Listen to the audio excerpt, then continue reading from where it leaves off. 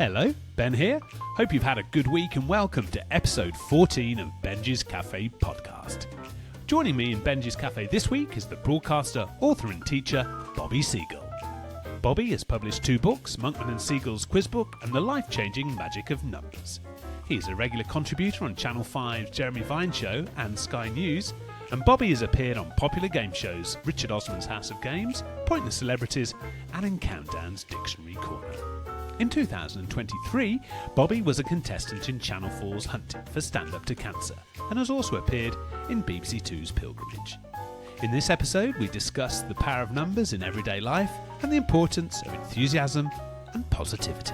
If you put yourself out there, again, sometimes there'll be people, because of their circumstance, their day, whatever reason, they don't reciprocate back, but you gain so much more by putting love and energy and positivity in the world. It will come back to you in spades. Bobby is one of the most feel-good people to chat to. I can't wait to smile, and hopefully you will too. Welcome to Benjy's Cafe podcast, Bobby Seagull. Good morning, Bobby. How are you? Good morning. I'm delighted to be in Benjy's Cafe. I've got a hot beverage, albeit just a hot water, but thank you so much for that kind, really genuinely lovely introduction. You're welcome, and cheers. Bottoms up. Look, I've got a nice cup of tea on the go. So that's just hot water, is it? It is. Weirdly enough, I tend to be a person that drinks coffee on holidays. Oh. Or if I'm relaxing, rather than a stimulant. It tends to be, weirdly, it's a relaxant rather than a stimulant for me. Do you find if you do have a coffee first thing, it is kind of, a fake buzz almost? Would you rather just sort of ease into the day feeling naturally good? I think it's because I've got naturally high energy, and I think it sends me over the top if I have coffee. Just like, I know at home, if I'm staying up with my folks and my siblings are staying over, my youngest brother will in the morning say, "Bobby, just don't talk to me till I've had breakfast." I'm just like first thing in the morning, like, "How are you? What are you up to? What are you doing today?" So yeah. I need an anti-caffeine drink maybe in the morning. But isn't it great to wake up with that spring in your step, Bobby? And it's lovely to, I always think if you get off to a good start first thing in the morning, you're going to have a good day ahead, aren't you? Yeah, it's always that, almost like the first 5, 10, 15 minutes. If you can set a good sort of mindset, good routine, get a few things done, whether it's where you want to meditate or whether you want to plan your day, whether you want to get your gym kit out, that first few 10, 15 minutes sets you up for the day. It's almost like, in the new year, if you have a good first couple of weeks, you can always retrieve it. I always think it's never too late to try and retrieve a situation, but it's easier if you've had a good start. And your fitness regime at the moment, you're like the Bionic Man. It's crazy. Yeah, can you just explain that? Was that was that just a little challenge to yourself? So the last 4 months of 2023, I had a shoulder injury. Interestingly enough, it was actually a shoulder injury getting ready for a date. Not on the date. Guys often before dates do like a pre-workout exercise or a pump. So I went to the gym and I was rushing for time, and I used a 10-kilogram dumbbell, which is fine, but I use it for everything, including my shoulder lateral raises. But I did 10 kilograms on that, and I carried on, twinged something, and I felt, something's wrong here. And 4 months, I couldn't do anything. And for someone that's active and energetic, you can imagine what a hammer blow it was. So on the 1st of Jan, I'm like, okay, I'm going to exercise again. So there wasn't any plan of like, I'll do 5-10 days. I just kept on doing it. Now I'm 149 days. And even my siblings like, surely, you've taken the odd day off, haven't you? I'm like, no, I don't. I just keep going.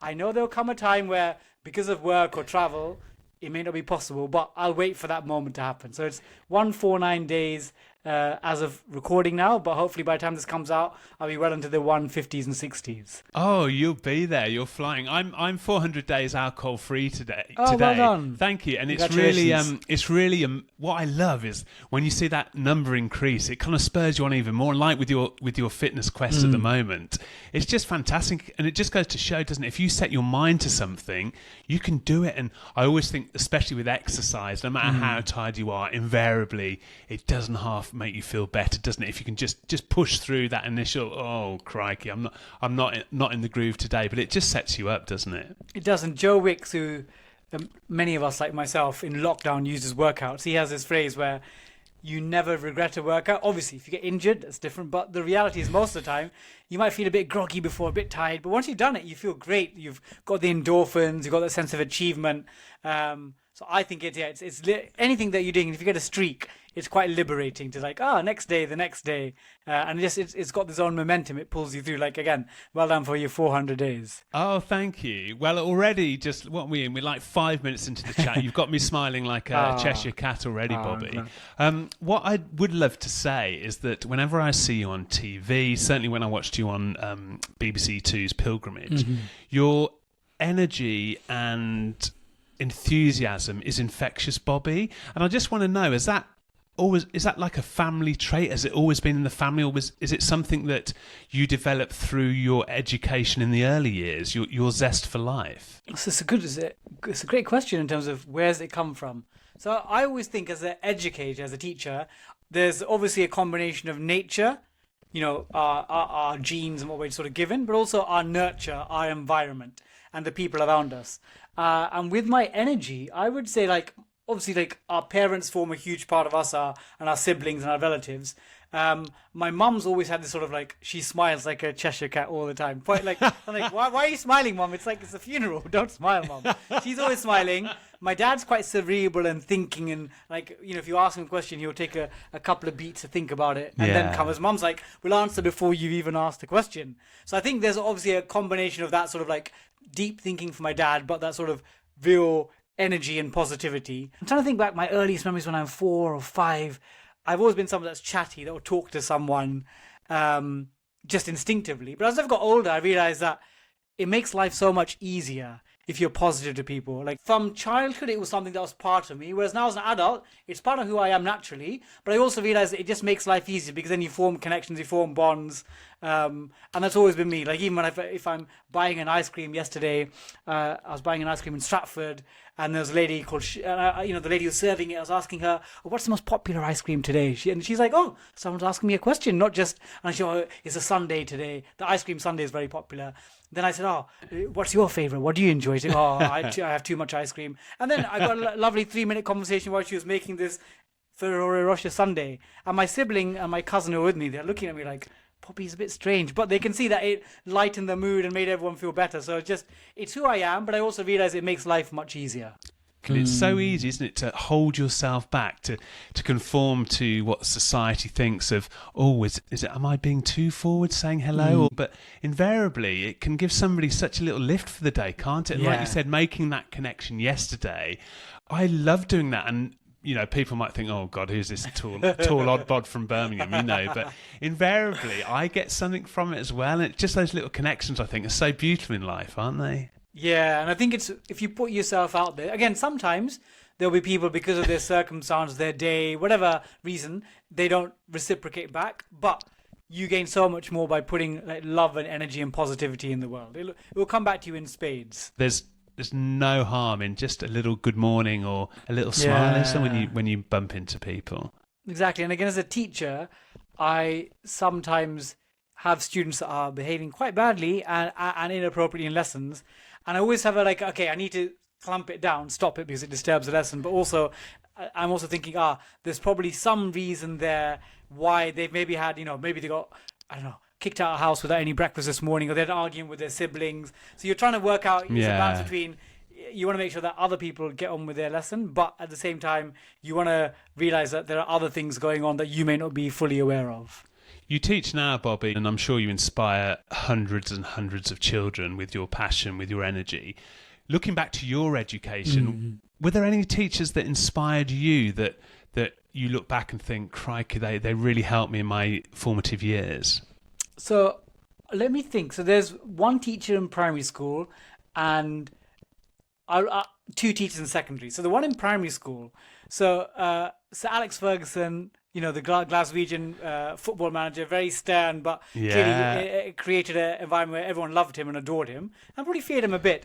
We had a teacher from Glasgow called Mrs. Lang, and she was like the female equivalent of Sir Alex Ferguson. She ran our football team, ran our class in year 6, and she was feared because you knew that you would not whistle with this teacher. And this is back in the mid 90s, where teaching could have, you could be a bit more stern. She was someone that had a lot of joy for life, but she knew where the line was. So Mrs. Lang, the Scottish female Sir Alex Ferguson in East London.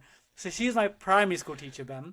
And in secondary school, So quick shout out to Mr. Christie, who was my maths teacher from year 8 to 11. And he was incredible, really solid. You know those teachers that don't have like, he would probably say he's not like a comedian or Mr. Charisma, but he just like solidly got on with his job and made sure that everyone achieved their potential. So you need those teachers that are just reliable and get on with their work. But the other teacher was a bit more of an eccentric, and his name was eccentric as well. So Mr. Workmaster. Oh Genuine my name. goodness. John Joseph Workmaster from Manchester.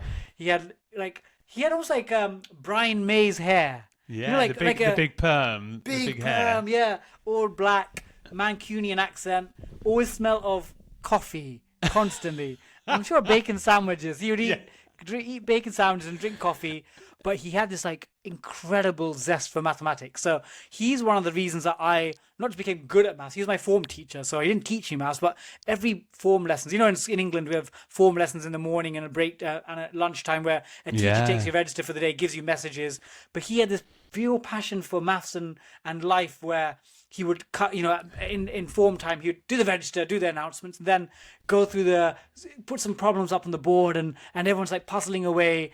And this, if only he existed in the sort of TikTok, Instagram era, he'd go viral. He's sort of like that crazy, but genuinely loved his subject, loved working in a school. And his name, Mr. Workmaster, you can't beat that name. Oh, wonderful. And that passion's infectious, isn't it? Even at that age, you obviously saw something in him and that character. And has that moved into your teaching methods? And does it take a while to find out who you are as a teacher?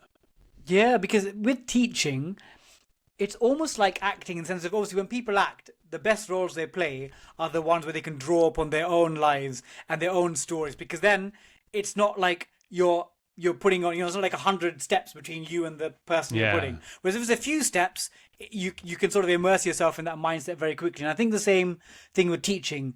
You develop a teaching persona, and if it's close to your real one, then it's much easier to put that on.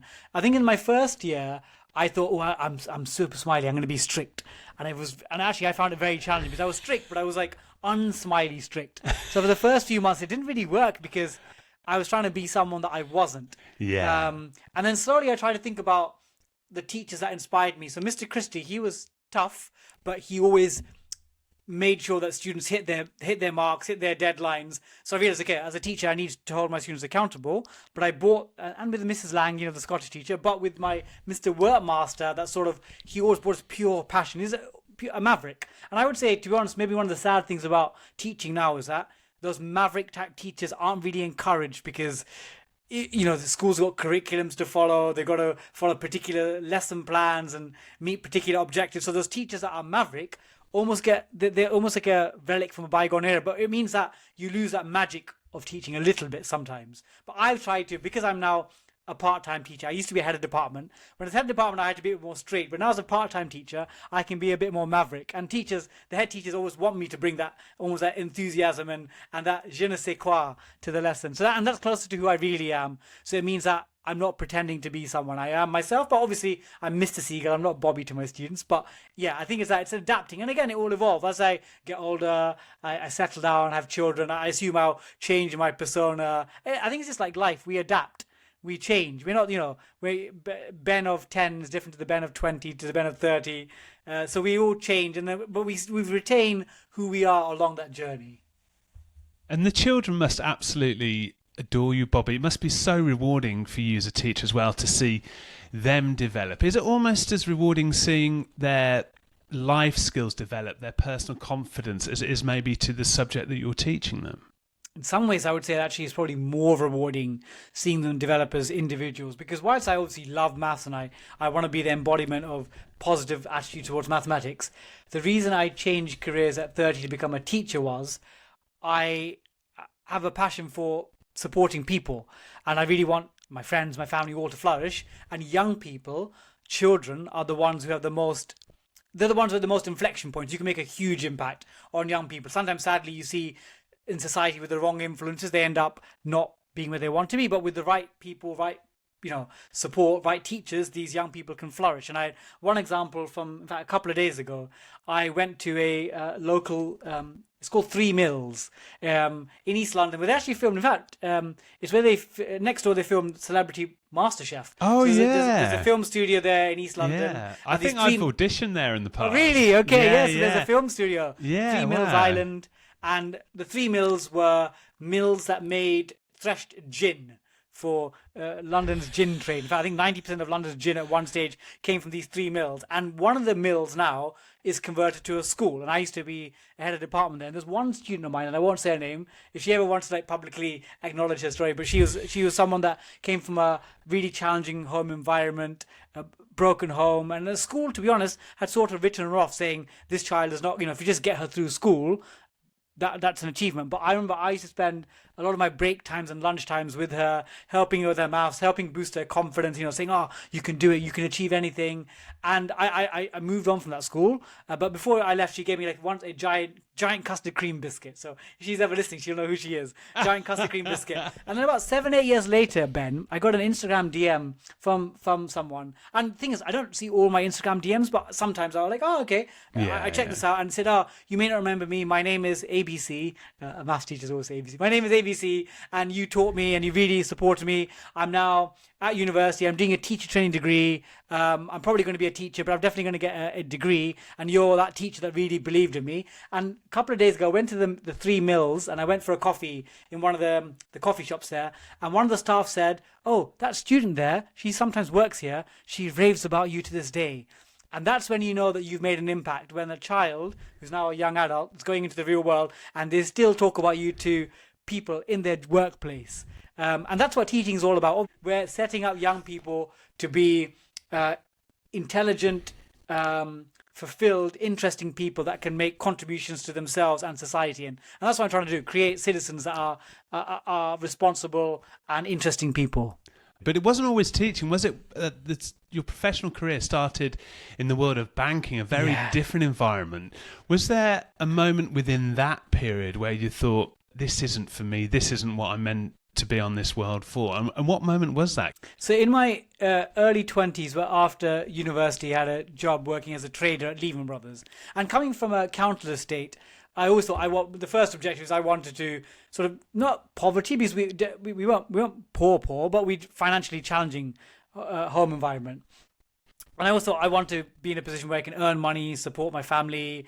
And again, I think if you've come from relative poverty, because again, I'll never use the word poverty, because my parents, when they grew up in India, they've seen real poverty. So when they came to this country, they're like, of course, things are tough, but we're not living on the streets as people in India do. India's definitely got better. I'm painting like a caricatured image, but there's definitely lots of people out there that have real hardship. But I wanted to use my mathematical skills to earn well. I was a trader, earning lots of money. And to be honest, money was nice. You spent it, but it didn't necessarily make me any happier. I think when you spend a little bit, you're like, oh, this is cool. After a while, you're not bored of it. That's the wrong word, but you normalize spending money, and then you need more money to be happy. They need more money. And then Lehman Brothers collapsed as a bank, and I still stayed in trading. I was a trader at a Japanese investment bank called Nomura. Then a little sideways switched to PwC. So I was a chartered accountant. And again, hopefully at that time on track to being a partner. And partners earn, they earn like 7-figure salaries. So they earn very good money. And I thought, this could have been the life for me. But Ben, when I was at PwC and I was 30, I took a sabbatical and I taught new graduates joining the firm. So they're not children, but they're 21, 22. And I did this for about a couple of months, and I absolutely loved the teaching. And to be honest, my corporate job, I actually quite enjoyed it. I have no issues with people that want to work in the corporate sector, but I found it doing the teaching, explaining, standing up there with 25, 30 people, explaining a concept, setting them homework, seeing their professional and personal analysis of the world develop over the couple of months really brought me to life. And I thought, I want to do more of this, but not necessarily in the corporate world. So then I changed careers. I went to Cambridge to do my teacher training, and that's when I had a complete U-turn with my life mission. Do you ever miss the trading world? I mean, I imagine that was quite strenuous, quite tough mentally and physically. Was there a switch off during a working day or after work? You mentioned your fitness now. How would you get away from that angst on the trading floor? It's difficult because I remember a couple of occasions. So things have changed a bit in the industry, but maybe not a million miles off. But I would get into my desk usually by 5:57 a.m. Wow. And I remember once I got into my desk, I had a train delay, and I got into my desk at 6:14, and it's still early, but okay, 17 minutes later than normal. My Yeah. boss looked at his watch and he said, having a half day. No And then way. another colleague had similar issues. I think he turned up at 6:20, and my boss sent him home. Said, "No point, just go home." So it's a tough, brutal environment. And in fact, one of my bosses told me like, you need to wipe that smile off your face. And he wasn't saying it as like a malicious thing. He was just saying, Bobby, you will not get far in this industry if you're constantly smiling. The attributes that make you human are not valuable because you don't get judged in that. So it's sort of like I can see why if you do that for 10, 15, 20, 25 years, 30 years, it will change you. So even if someone's got a loving home environment, a great partner, great children, if they're in the environment every day, like for me, it was normally 6 to 6, but in the evening I'd be a zombie. So I had a girlfriend back at the time, and I probably didn't give her my full version of myself because I would have been like knackered all the time. Yeah, you must have been absolutely exhausted, Bobby. I'm glad I did the experience, but if I went back to my 20s, would I do it again? I probably wouldn't choose that career because maybe as you get older, you value other things like sleep and family. But yeah. Yeah. Were your parents supportive of that career shift when you mentioned to them that I'm going to retrain and head into education? So at first they, like my close friends as well, they question me like, are you sure? You're earning really good money. You're on this path to being very successful. Do you really want to do it? And I sort of said, I showed them that I did my research. I had the prospectus from different universities for the teacher training. I outlined all the schools that I'm going to visit. Because before I changed careers, I actually spent 3 months visiting bar one, and I won't name them, every school in my borough. Every single secondary school. I spent like 2-3 days in every secondary school, and the ones I really liked I spent a week in. So I took actually, I think it was 5-6 months of visiting schools just to get a sense of like, if I'm making this life change towards being an educator, I've got to be 100% certain I'm doing the right thing. So I did my due diligence, which my banking days taught me. You got to turn over the books and read all the Ofsted reports and visit the schools, meet the head teacher, see lessons, and they realized I was committed. And also they didn't, if after like 6 months I turned around and said it's not for me teaching, they would have fully supported me as well. But they knew that I did the research so that I was giving myself the best shot at making it work. Yeah, and you certainly have made it work. We talk quite a lot on the podcast in Benjy's Cafe, Bobby, about anxieties and how tough they can make everyday life. You make numbers, numeracy fun. You make them understandable. That's through your passion and your knowledge and expertise, of course.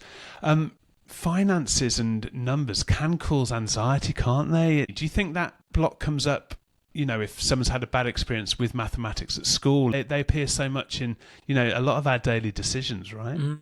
Spot on, Ben. So I'm actually an ambassador for a charity called National Numeracy, and they work on a lot of campaigns along the lines that you talk about, because people often sadly do have negative experiences of maths at school. Maybe they struggled with exams, or they had a challenging teacher, or they had an experience where they felt shamed or embarrassed, and then that sticks with them. When they're 30, 40, 50, 60, they still remember those experiences. And because of that, when they see numbers in the real world, often through personal finance issues, they sort of freeze and they think they can't deal with that. And I find that's a real tragedy, because obviously I want young people to do well at maths, but even if they sort of just about get through maths, I want them to have a relationship with numbers where they feel as if they can still handle it. And again, one example I use analogy, Ben, is a lot of people didn't necessarily love PE at school. Yeah. PE is like a weird experience where you got strange changing rooms and you're doing weird gymnastic apparatuses. People have strange experiences, but most people like being active, whether it's going for a walk or a swim or a run. But they probably didn't all love PE at school. And I think maybe people had a tough experience of maths at school, but it is vital, you were saying, numbers in our daily life. firstly, most importantly, like in our household and personal finances, but other things like whether you're sporty and you're looking at league tables for your club up the Villa. Come on, you Irons. You got it. Hey, got it. West Ham. We'll get on to that. We share the same colours, of course, claret and blue, but we'll have a little footy chat towards the end. Do. So people looking at sport, there's so many numbers there. Whether you're planning a holiday and you're looking at like budgets for hotels, Airbnb, or whether you're planning a journey into work and you're trying to work out, okay, it takes me 45 minutes to get to work, 15 minutes there's a planning a delay, 5 minutes to walk to the bus stop. So we're using numbers and maths all the time, but because we think of maths as purely Pythagoras and trigonometry, okay, I love those things, but I realize not everyone does. I think numbers almost need a there's a reference that we'll understand, but maybe my students wouldn't. But Gok1 did those makeovers. Yeah. If there was like a mathematical version of doing the Gok1 a makeover, that maths needs a PR job. It's not. I think the underlying maths is still as valuable as been for hundreds of years, but it's just the PR side. It gets a bad reputation. Well, people like you, Bobby, it's only going to help, isn't it? Your enthusiasm for the subject. I first saw you, or you first came to my attention on University Challenge, Bobby, and you were wonderful. And was that great fun to do? And also, was that the catalyst, would you say, for your media career now, which best-selling books, the life-changing magic of numbers? Was that your first taste of? I could use media as a vehicle to kind of spread the love of numbers. Yeah, completely. So I'm very grateful for that platform. And the story was, so I'd always been good at quizzing since I've been a child. Not quizzing, I've always had a good general knowledge. So my family used to go to East Ham Library every Saturday afternoon after like a delicious Indian biryani lunch. My dad would take me and my brothers. Don't. I'm getting myself peckish now. You're making me hungry, Bobby, man. Sorry. And I'm making myself hungry. I should. Yeah. Apologies to listeners that are walking somewhere and are starving. Yeah, can we come to your mum's for lunch? Is that right? Yeah, she Cheshire Cat smile. She'd invite you for sure. So we do go to the library and I read all sorts of books. Where there's the Aztec civilization, Victorian engineering, the fiction of Roald Dahl, and it was Saturday afternoons in my local library that gave me the knowledge to become the person I am today. But there was no real outlet for that specific knowledge. But when I was 30 and I changed careers, I saw an ad for University Challenge in my Cambridge college, applied to be applied to be on the team, got made captain. And then I thought when I got on the quiz shows, I was doing my master's part-time as well and teaching. I thought, it'd just be incredible as a teacher to be on University Challenge. Imagine if I won it, it'd be like the biggest kudos points in the playground in the school. Yeah. Because the funny thing was, sometimes I'd be in charge of playground duty, and that's actually one of the hardest jobs as a teacher because you're in charge of blowing the whistle, getting everyone in lines. I get told off by other teachers, senior teachers, because I'd walk out to the playground with a little encyclopedia book in my hand with a couple of kids around me. And I'd be testing them, asking them facts. So they knew that I was preparing for the quiz show. So the quiz show happened, all got pre-recorded, and I knew something special happened because when I recorded, I felt like, wow, this felt like something. I knew I didn't win it. I lost to my friend Eric Monkman's team, but I definitely felt like something special happened. I didn't quite realize the impact till it came on television. And I remember I was trending on Twitter, and then in my second round match, like it went like mad viral. Like Louis Theroux and Stephen Fry were tweeting about me, and I was on like the Metro, Capital FM. They said, "Oh, did you see that Bobby Seagull last night?" And my students the next day were like, "Sir, it's mad. You were like a meme on Instagram." And Twitter was massive then. Twitter's not so big now, but Twitter was trending #1 then, and it carried on every single match. The sort of people were like, "Wow, this." I mean, I was knowledgeable, but people loved my enthusiasm, whether I got things right or wrong. Like my genuine reactions, and then. There was a semi-final match.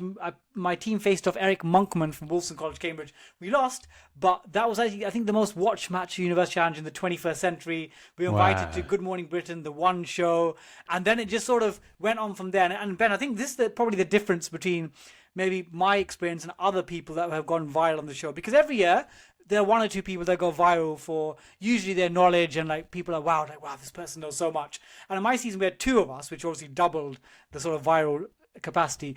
But I think what's given me longevity is I've always used the conversations, again, when I first started, now it's become like my life mantra mission, but often like when I was on, like, I met Jeremy Kyle, I was on Good Morning Britain, and they're like, oh, you're a nerd, you know, what's it like being a nerd? And then I'd say, actually, I'm proud of being knowledgeable, but it's something that anyone can replicate if they sit and read and they absorb information. And I really want to use this to talk about the value of reading, libraries, and also the power of numbers. And then that got me invited back onto shows and programs because people are like, he's got something important to talk about. And then, you know, I'd get invited onto programs like Hunted or Pilgrimage as that sort of nice, friendly, nerdy teacher. And then it's weird how I've now sustained a career. But I sort of maintained it because I always bring it back to like the core of being knowledgeable, being educated, and also being being enthusiastic. And that thread has run through my career. And also, Bobby, I'd say, you know, going back to what we said at the start of the pod, you're so likable. You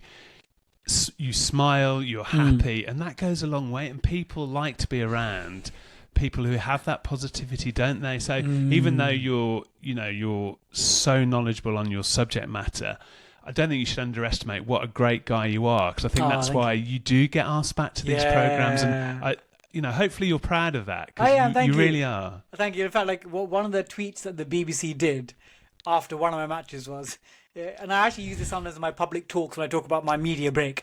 The tweet they put out was, "Is Bobby Seagull the happiest ever contestant on University Challenge?" And because I was just genuinely having fun.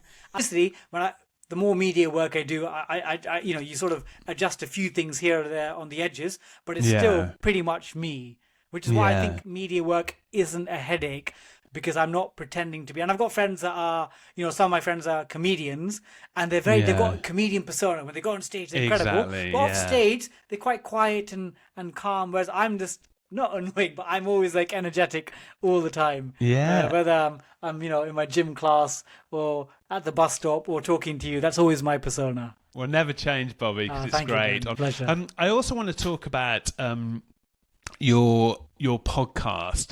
I mean, that the advent of podcasts, it's just a good opportunity to discuss a passion, isn't it? And even if you're helping 1, 2, 10, 20, 30 people a week, it's just, again, it's lovely to know that one's passion is helping somebody feel a bit brighter.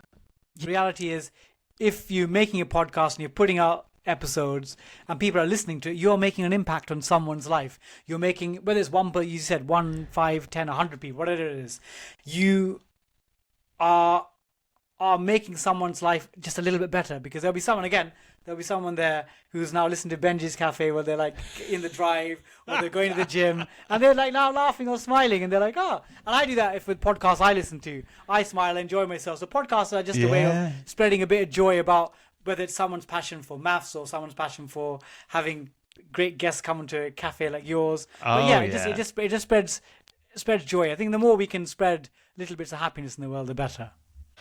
We mentioned BBC Two's Pilgrimage. I thought it was a beautiful programme, the pilgrimage across Portugal, culminating at Fatima. And not to get too spiritual, Bobby, but was that a very, very important experience for you to have, would you say, at that time of your life? I would say that since I've always been a hard worker, I'm not good at taking breaks, but since I had my media break in 2017, I've been pretty much relentless, non-stop, saying yes to opportunities. I always think that, obviously, you can't say yes to everything, but generally I've always been the kind of person that says yes because I like doing things, and saying yes leads to other opportunities, because you never know, someone listens to something, someone watches something, someone reads something. And I think it makes life more exciting doing things.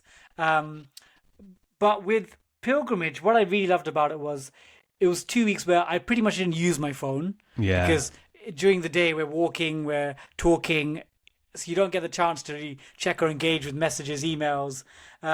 So separate to the religious aspect, you really just felt like this chance to cleanse yourself. And I feel as if it's made me realize I'd love to have more of these. Maybe 2 weeks is I won't be able to get 2 week windows, but I'd love to do 3, 4 days, 4 days, 5 days, 7 days. In fact, I've heard Gary Neville describe it once on a podcast where, again, on a podcast. Podcast really a great source of information. So he said that he's someone that, maybe because of his work rate, he's not good at taking long holidays. I've never been good at doing that. I'd love to. But what Gary Neville said is, he had this concept of mini retirements, where you take 3, 4 days off every month, and you just like, you put away your phone, put away your emails, and you just completely detox. Yeah. And I think for my lifestyle, that might be the best way. Yeah. And that gives you that rejuvenation. Completely. And pilgrimage was a chance where I came back, I felt like completely renewed. Yeah. Like I hadn't been for years. And obviously life comes back in, emails come back in, and you've got to start posting on social media, and sure. life gets back in the way, but you still remember what it made you feel. There's a great quote by an author called Maya Angelou. I've never actually read her works, but she wrote Why the Caged Bird Sings, one of the great 20th century, I was going to say African-American author, but actually, full stop, one of the great American authors, full stop, in the 20th century. And she said this quote that, in fact, it's happened in my school, in one of the corridors, and it says, "I may not remember what you taught me, but I remember how you made me feel." So I may not remember what you taught me, but I'll remember how you made me feel. Obviously, I want my students to remember Pythagoras. There's no excuse. But if I made them feel positive about themselves and their lives, and the same thing, the pilgrimage, obviously the routine slightly got, the meditative starts, all sort of got lost in my world of work afterwards. But I still remember how it made me feel, the people and the experience, and how I felt inside. And that I want to try to recreate as much as I can. Yeah.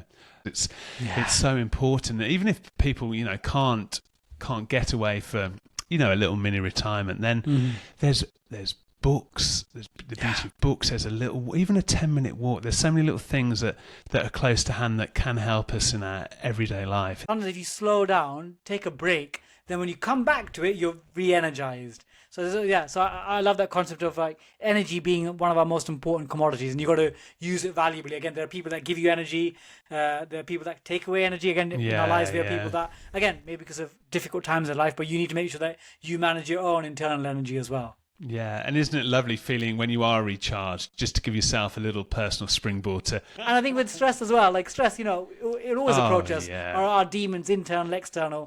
But completely. We're still here, so we can get through pretty much anything. Yeah, we plough on, hopefully with a smile, but life is tough, isn't it? And if we can it's just if we can encourage and help each other, that really does help, doesn't it? I would love to ask you, Bobby, I know that you love your football, you're a big West Ham fan. Bobby Seagull, the next Hammers manager, surely? I'm thinking management, the day-to-day stresses might not work with my teaching career. So maybe chairman of the board. That's fine. Oh, now we're cooking. Now we're doing chairman of the board. So I'm a local lad, season ticket over 20 plus years.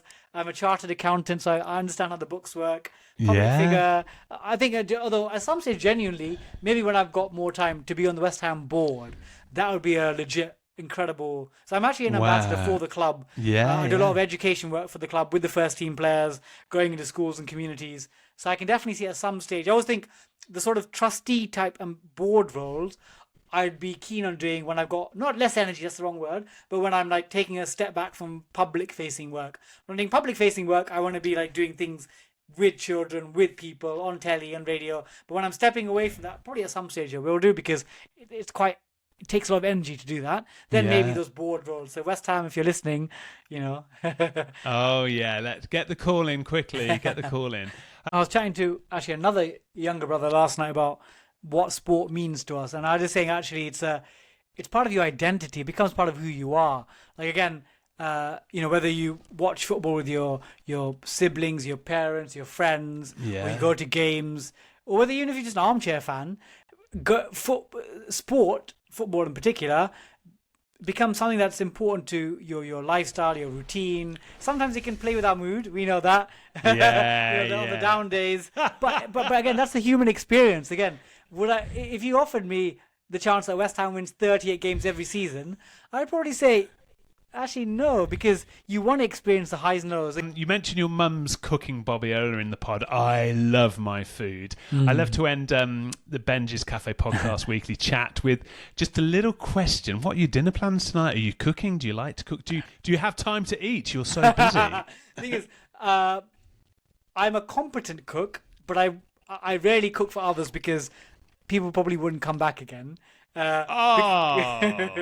I'm sure they would. But often I have lots of like fresh stuff, like a lot of vegetables, a lot of fruit, a lot of fish in my diet. But tonight, actually, I saw my mum last night. She gave me some food in a Tupperware box. Oh. So I'm going to reheat some I think it's a vegetarian Indian dish.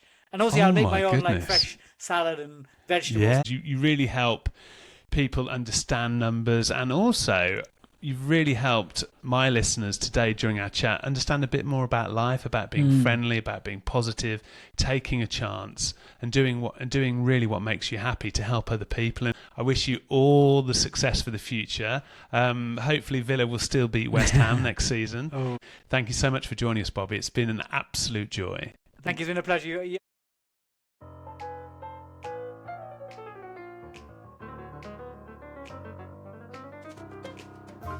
Thanks for joining Bobby and I in Benjy's Cafe. What a lovely guy Bobby is.